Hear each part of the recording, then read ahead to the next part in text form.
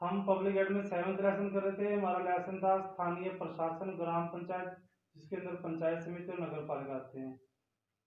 हमारा क्वेश्चन है ग्रामीण प्रशासन में जो पंचायती राज है उसका महत्व बताना है। देखो 2 अक्टूबर 1959 को राजस्थान में पंचायती राज का उद्घाटन करते हुए हमारे भारत के जो प्रथम प्रधानमंत्री पंडित जवाहरलाल नेहरू जी ने कहा था कि हम भारत के अंदर लोकतंत्र की आधारशिला को रख रहे हैं और वास्तव में पंचायती राज की स्थापना से प्रजातंत्र का विकेंद्रीकरण होता है और देश का प्रत्येक साधारण से साधारण नागरिक भी देश के प्रशासन में स्वयं की भागीदारी समझने लगता है। जो पंचायती राज का महत्व का था, सबसे पहले तो यह प्रत्यक्ष लोकतंत्र था। गांवों में पंचायती राज की स्थापना होना प्रत्यक्ष लोकतंत्र से कम नहीं है, क्योंकि गांवों के सब लोग ग्राम सभा के सदस्य के रूप में होते हैं, इसकी बैठक में आते हैं। इसकी बैठक साल में 2 बार बुलाई जाती है। गांव की समस्या पर विचार किया जाता है, उसके ऊपर निर्णय किए जाते हैं और एक तरह से ये गांव की संसद की तरह होती है और गांव के सभी नागरिक इसके सदस्य हैं। दूसरा, जनता का अपना शासन। जो पंचायती राज है वो जनता का अपना शासन होता है, क्योंकि इसकी स्थापना भारत के गांवों में लोगों का अपना शासन स्थापित करने के लिए की गई है। गांव का प्रत्येक वयस्क व्यक्ति नागरिक होता है, वो इसका सदस्य होता है और ग्राम पंचायत के चुनाव में भाग लेता है। और ग्राम पंचायत गांव में प्रशासन संबंधी काम करती है, समाज कल्याण संबंधी काम करती है, विकास संबंधी काम करती है। तो इस तरह गांव का व्यक्ति अपने भविष्य का स्वयं निर्माता हो गया। फिर है अधिकारों और कर्तव्यों का ज्ञान। पंचायती राज की स्थापना से गांव का प्रत्येक व्यक्ति स्वयं को गांव के प्रशासन से जुड़ा हो पाता है। तो आज के ग्रामीणों को अपने कर्तव्यों के बारे में पूरी जानकारी है और उन्हें अपने अधिकारों के बारे में भी पहले से अधिक वो सजग है। फिर है आत्मनिर्भरता। पंचायती राज का सबसे महत्वपूर्ण उद्देश्य है गांवों को आत्मनिर्भर बनाना है और ग्राम पंचायत और पंचायत समिति जनता के अपनी संस्थाएं हैं और वे आवश्यकतानुसार कराती लगाकर उनकी जरूरतों को पूरा करती है और अपने विकास की योजनाएं बनाती है और उन्हें लागू करती है। फिर है कृषि का विकास व आर्थिक उन्नति। पंचायती राज की स्थापना सबसे महत्वपूर्ण कारण ये था कि इसकी स्थापना के बाद से गांवों में कृषि का बहुत अधिक विकास हुआ है और इसका कारण है कि ग्राम पंचायतें, पंचायत समितियां, जिला परिषद सरकारी अधिकारियों व कर्मचारियों की सहायता से किसानों को अच्छे किस्म के बीज प्रदान करती है। फिर प्रशासन की शिक्षा। भारत में लोकतंत्र में सरकार की स्थापना हो गई है और इसके कारण सरकार में प्रत्येक व्यक्ति को प्रशासन की जिम्मेदारी संभालने के लिए तैयार रहना चाहिए। पंचायती राज गांव के अशिक्षित व कम शिक्षा प्राप्त लोगों को प्रशासन की शिक्षा देने का सबसे अच्छा साधन है और पंचायती राज द्वारा स्थानीय प्रशासन शहरों की स्थानीय शासन संस्थाओं की अपेक्षा लोगों में प्रशासन में अधिक शिक्षा प्रदान करता है। इसकी 5 कमियां। सबसे पहले अनपढ़ता। स्वतंत्रता प्राप्ति के इतने साल हो गए, उसके बावजूद भी निरक्षरता साक्षरता में नहीं बदली है।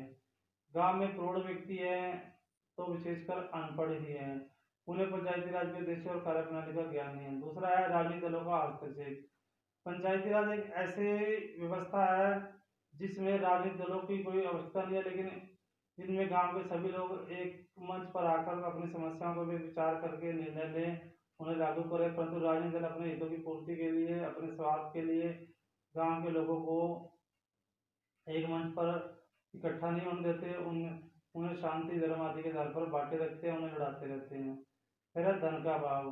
पंचायती राज संस्थाओं में अपने आय के साधन बड़े ही सीमित है, उनके पास धन की कमी हमेशा बनी रहती है, वे स्वतंत्रता पूर्वक अपनी इच्छा से धन इकट्ठा नहीं कर सकती, जिसका परिणाम ये होता है कि सभी योजनाओं को लागू करने के लिए ग्राम पंचायत को ग्रामीण जीवन का विकास करने के लिए, उनके जीवन को सुदृढ़ बनाने के लिए काम भी नहीं कर पाती। फिर है सरकार का अत्यधिक नियंत्रण। पंचायती राज जिस भावना से लागू की गई थी वो भावना उसमें विद्यमान नहीं है, क्योंकि ये एक प्रकार से लोगों पर थोपा गया और सरकार पंचायती राज की संस्थाओं को भी अपने नियंत्रण में रखती है। सरकारी कर्मचारी की भूमिका। सरकारी कर्मचारी की भूमिका ने भी, जो कि बड़ी निराशाजनक है, ये बहुत आश्चर्यजनक बात है कि पंचायती राज की प्रगति धीमी कर रखी है इन्होंने। पंचायत समिति के निर्णय को लागू करने में जिन कर्मचारियों के जिम्मे है वे सरकार के अधीन है और वे पंचायत समिति को अपने स्वामी न्याय मानकर उनके देशों पर ध्यान देती है। ग्राम पंचायत पर की रचना लिखनी है। हरियाणा में ग्राम पंचायत एक में क्या होता है, एक सरपंच है और 6 से लेकर 20 तक पंच होते हैं। और वह संख्या गांव की जनसंख्या के आधार पर निश्चित होती है। सरपंच तथा अन्य सदस्य गांव में मतदाताओं के द्वारा वयस्क मतदाता के द्वारा चुने जाते हैं। देखो, इंडिया के अंदर कोई भी चीज के लिए सबसे पहले ये होता है कि वो नागरिक होना चाहिए भारत का ग्राम गांव।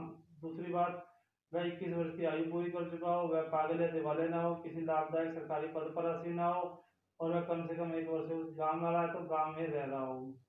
हरियाणा में सन 2016 में पंचायती राज संस्थाओं के चुनाव में से पहले हरियाणा पंचायती राज अधिनियम लागू किया गया था, जो 2015 में लागू किया गया था। इसमें क्या किया गया था, अनुसूचित जाति जैसे एससी वर्ग के लोग हैं उनके लिए, और संहिता वर्ग के लोग तथा शेष सभी के लिए 10वीं, उनके लिए तो 8वीं पास होगी, और जो बाकी सभी के लिए 10वीं कक्षा पास होना अनिवार्य है, उनकी शिक्षा घोषित कर दी थी।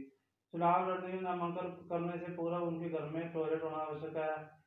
सरकारी लोन, बिजली बिल तथा गृह कर सभी देनदारियों को भुगता चुका हो, और 10 वर्ष की सजा वाले गंभीर अपराधी मामलों में उसके ऊपर चार्जशीट ना हो। तो आज आपने इन क्वेश्चन को अच्छे से लर्न करना है और अपने पेन नोटबुक में लर्न लिखना है। ओके।